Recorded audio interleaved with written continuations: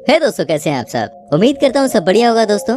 Well friends, दुनिया में कई ऐसी जगह है जहाँ पर आप जाकर अपना क्वालिटी टाइम बिता सकते हैं। जनरली अपने देश भारत से अगर ज्यादातर लोग देश के बाहर जाते हैं तो यूरोप ही जाते हैं, लेकिन क्या आप जानते हैं हमारा पड़ोसी मुल्क चीन भी कम खूबसूरत नहीं है। ये बात सच है कि इस समय हमारे रिश्ते इस देश से बिल्कुल भी ठीक नहीं है। ये बात भी सच है कि इस देश से ही एक बीमारी फैली है जिसने पूरी दुनिया की हालत खराब कर दी है। लेकिन दोस्तों, जब बात होती है टूरिस्ट प्लेसेस की तो चीन भी अपनी खूबसूरती के लिए जाना जाता है। चीन में बहुत सी ऐसी जगह है जहाँ पर आप मस्ती कर सकते हैं, अपना समय बिता सकते हैं। आज के इस वीडियो में हम सैर करेंगे चीन की खूबसूरत जगहों की।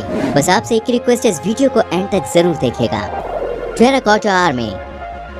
दोस्तों, अब जो हम चीन की एक और शानदार जगह आपको दिखाने जा रहे हैं, आप उसको गौर से देखिएगा। दुनिया के 7 अजूबों के बारे में तो हम सभी जानते हैं, लेकिन 8वें अजूबे के बारे में अगर पूछा जाए तो शायद कोई ना बता सके।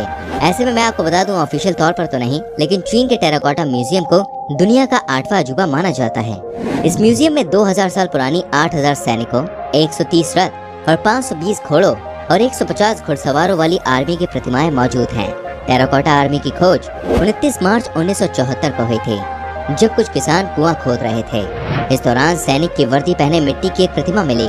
इस सूचना के मिलते ही जब सरकार ने इसकी खुदाई करवाई तो हजारों की संख्या में ऐसे सैनिक मिले जिन्हें टेराकोटा वॉरियर्स कहा जाता था। दरअसल टेराकोटा आर्मी चीन के पहले सम्राट किन शी हुआंग की सेनाओं को दर्शाने वाली टेराकोटा की मूर्तियों का एक संग्रह है। बताया जाता है कि किन शी हुआंग सिर्फ 12 साल की उम्र में ही चीन के शासक बने थे। उसने अपने साम्राज्य की सुरक्षा के लिए एक ऐसी आर्मी का गठन किया जो किसी भी सेना पर भारी पड़ जाती थी। इस सेना को टेराकोटा आर्मी कहा गया है। इतना ही नहीं, हुआंग ने ही चीन की दीवार को बनवाया ताकि बाहरी आक्रमणकारियों से साम्राज्य की रक्षा करते हुए दुश्मनों को मुंह तोड़ जवाब दिया जा सके। इतिहासकारों की माने तो उन्होंने खुद को अमर करने के लिए 7 लाख मजदूरों से इस भूमिगत शहर का निर्माण करवाया, जिसे उन्होंने अपनी समाधि के तौर पर चुना था। ऐसा कहा जाता है कि हुआंग का शरीर इस मकबरे में दफन है। हालांकि पारा की अधिकता के कारण इस मकबरे की खुदाई नहीं हो सकी। इतिहासकारों की माने तो मकबरे के अंदर जिस तकनीक का इस्तेमाल किया गया है वो एलियन तकनीक है। इस जगह पर जब आप जाते हैं तो आपको लगता है मानो आप दुनिया के किसी और ही हिस्से में आ गए हों। Cruising the Li river Guilin. दोस्तों, क्यों चीन को कई लोग दुनिया के सबसे खूबसूरत देशों में से एक मानते हैं, आज मैं आपको बता दूं। आप देखिए कैसे इस नदी में बोट पर लोग चल रहे हैं। आप देखिए यहाँ का व्यू कितना खूबसूरत है।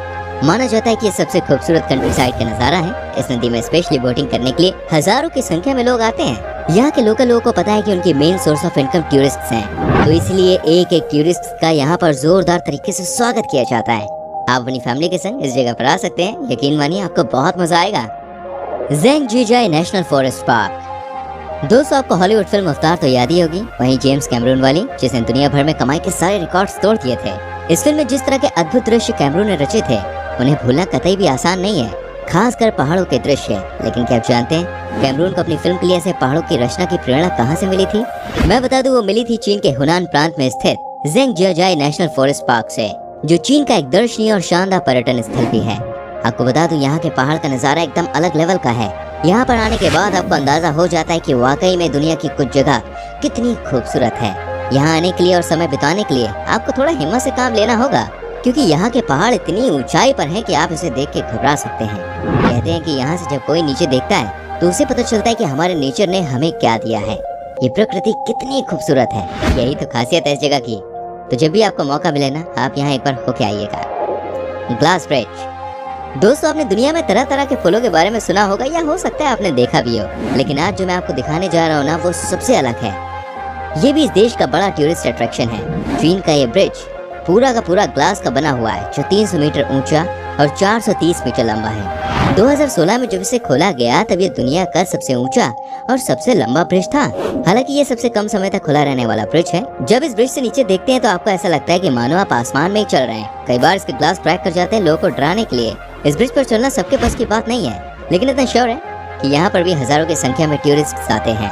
साथ ही दोस्तों, आपको बता दो, इस ग्लास ब्रिज की खासियत ये है कि जब आप इस पर वॉक के लिए जाते हैं तो आपका कॉन्फिडेंस बहुत ज्यादा बढ़ जाता है। तो भाई, अगर आपको अपना कॉन्फिडेंस बढ़ाना है तो इस ग्लास वाले ब्रिज की यात्रा पर जरूर जाएं। वैसे आपकी नॉलेज के लिए बता दूं, हमारे देश के बिहार में भी ग्लास ब्रिज का निर्माण किया गया है। ये किया गया है राजगीर में, जो कि बहुत ही शानदार है। Research base of giant Panda breeding in Chengdu. दोस्तों, चीन गए और पांडा से आपकी अच्छी खासी मुलाकात नहीं हुई तो भाई बात कैसे बनेगी। मैं आपको बता दूं आपको कहाँ जाना है।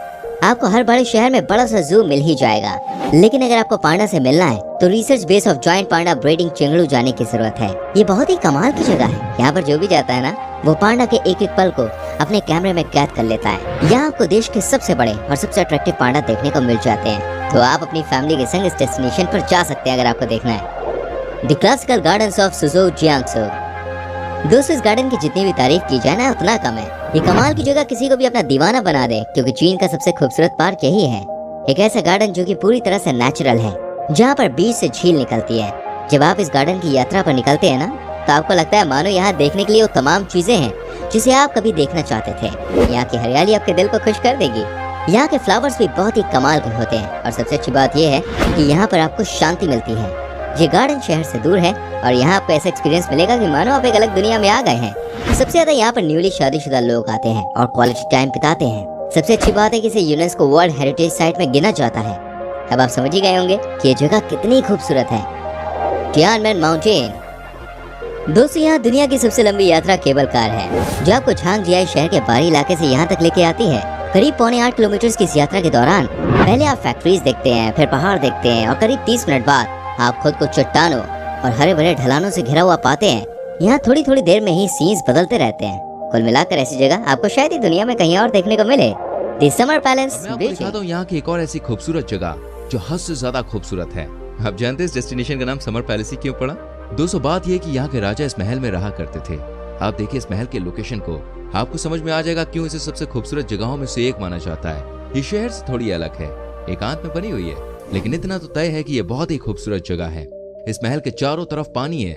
कहते हैं कि जब यहाँ गर्मी पड़ती थी तब यहाँ के राजा अपने इस महल में आते थे और अपना समय बिताने के लिए वो यहाँ रुकते थे।